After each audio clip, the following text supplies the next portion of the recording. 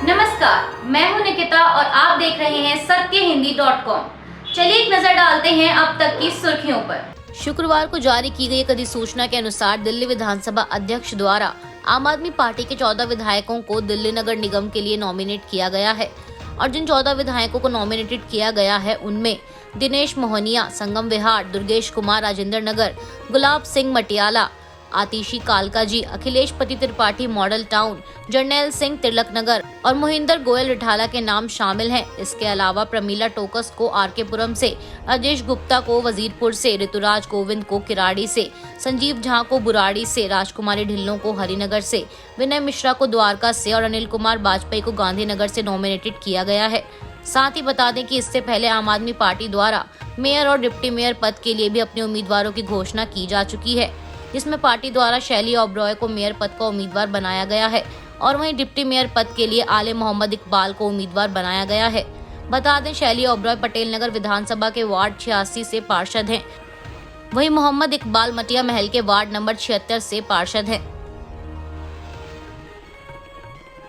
कांग्रेस की भारत जोड़ो यात्रा हरियाणा पहुंच गई है और राहुल गांधी के नेतृत्व में जारी इस यात्रा की शुरुआत आज शनिवार को फरीदाबाद के NHPC मेट्रो स्टेशन से की गई। इस यात्रा के दौरान राहुल गांधी को लगातार सफेद रंग की टी शर्ट में ही मार्च करते हुए देखा गया है, जो कि यात्रा के शुरुआती दौर में भी चर्चा का विषय बनी थी। दरअसल पहले राहुल गांधी की इस टी शर्ट की कीमत को लेकर सत्तारूढ़ दल द्वारा खूब हंगामा किया गया था। वहीं अब हरियाणा के कृषि मंत्री JP दलाल ने एक बार फिर राहुल की टी शर्ट को लेकर उनसे सवाल पूछा है। कृषि मंत्री JP दलाल ने शुक्रवार को आदर्श महिला कॉलेज में 28वें राज्य स्तरीय युवा उत्सव में मीडिया से बातचीत के दौरान कहा कि राहुल गांधी ठंड में टी शर्ट पहनने का फॉर्मूला बताएं। दलाल ने कहा कि अगर ये फॉर्मूला हिमालय पर तैनात हमारे जवानों को मिल जाए तो देश में उनका बड़ा योगदान होगा।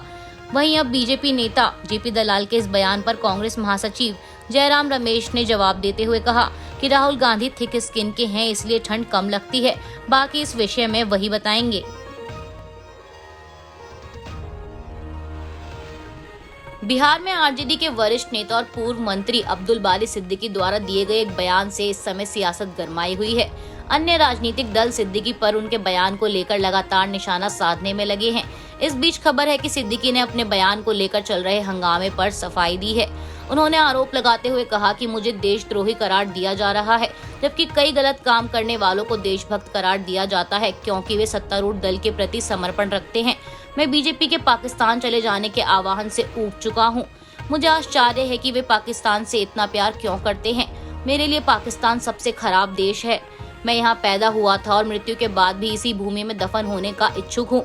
सिद्दीकी ने आगे कहा, अगर मेरे शब्दों से किसी की भावना को ठेस पहुंची है तो मैं उसके लिए खेद व्यक्त करता हूं, लेकिन एक बदलाव के लिए उन लोगों के लिए भी कुछ खेद व्यक्त करना अच्छा है जो डर और दर्द में जी रहे हैं। इसके साथ ही सिद्दीकी ने फिल्म पठान को लेकर अयोध्या के संत परमहंस आचार्य से जुड़े विवाद का हवाला देते हुए पूछा कि ऐसा क्यों है कि जो मैंने कहा था उसके बारे में इतना हो हल्ला मचा हुआ है, लेकिन शाहरुख खान को खत्म करने की धमकी पर ऐसा नहीं दिखा।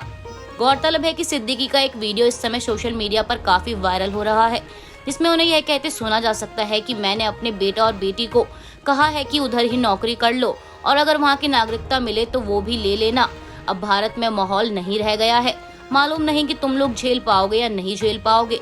इसके साथ ही उन्होंने आगे कहा था कि यह बात आप समझ सकते हैं कि कितनी तकलीफ के साथ एक आदमी यह बात अपने बच्चों को कहेगा कि अपना मातृवतन छोड़ दो, ये दौर आ गया है।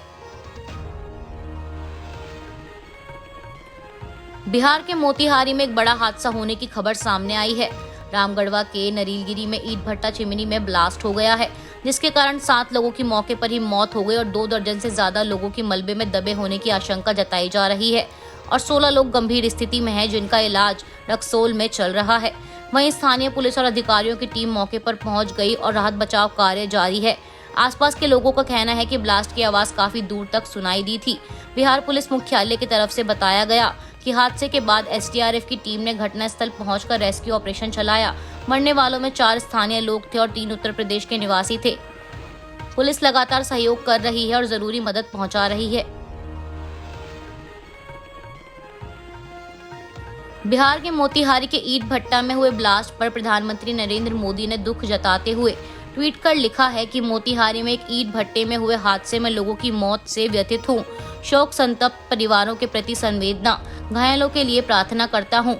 Prime minister national relief fund की तरफ से 2 लाख रुपए प्रत्येक मृतक के परिजनों को दिए जाएंगे और साथ ही घायलों को 50,000 रुपए की राशि दी जाएगी।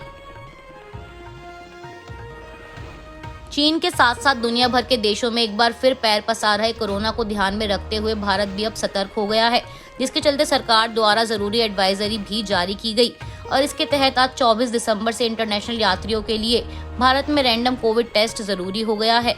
इंटरनेशनल फ्लाइट से आने वाले कुछ यात्रियों का आज से रैंडम टेस्ट किया जाएगा और इसके अलावा फ्लाइट के कुल यात्रियों में से 2% यात्रियों का रैंडम टेस्ट किया जाएगा। बता दें, कोरोना के बढ़ते खतरे को देखते हुए आज शनिवार सुबह 10 बजे से इंटरनेशनल यात्रियों के लिए रैंडम टेस्ट का नियम लागू किया जा चुका है। आईसीआईसीआई बैंक लोन धोखाधड़ी के मामले में बैंक की पूर्व सीईओ चंदा कोचर और उनके पति दीपक कोचर को सीबीआई ने गिरफ्तार कर लिया है। बता दें, साल 2018 में चंदा कोचर पर अपने पति को आर्थिक फायदा पहुंचाने के लिए अपने पद का दुरुपयोग करने का आरोप लगा था। इसके साथ ही चंदा कोचर उस कमेटी का भी हिस्सा रही हैं जिसने 26 अगस्त 2009 को बैंक द्वारा वीडियोकॉन इंटरनेशनल इलेक्ट्रॉनिक्स को 300 करोड़ रुपए और 31 अक्टूबर 2011 को वीडियोकॉन इंडस्ट्रीज लिमिटेड को 750 करोड़ रुपए देने की मंजूरी दी थी और कमेटी द्वारा लिए गए इस फैसले ने बैंक के रेगुलेशन और पॉलिसी का उल्लंघन किया था। इसके अलावा मई 2020 में भी ईडी द्वारा चंदा कोचर और उनके पति से करोड़ों रुपए के लोन और इससे जुड़े अन्य मामलों में पूछताछ की गई थी और जिस समय आईसीआईसीआई बैंक द्वारा वीडियोकॉन को यह लोन दिया गया था उस वक्त चंदा कोचर बैंक की एमडी और सीईओ थी। इसी मामले में सीबीआई ने एफआईआर दर्ज की थी, जिसके बाद ईडी ने चंदा कोचर के पति दीपक कोचर को गिरफ्तार किया था। अभी के लिए बस इतना ही। बाकी की खबरों के लिए जुड़े रहिए सत्यहिंदी.com के साथ।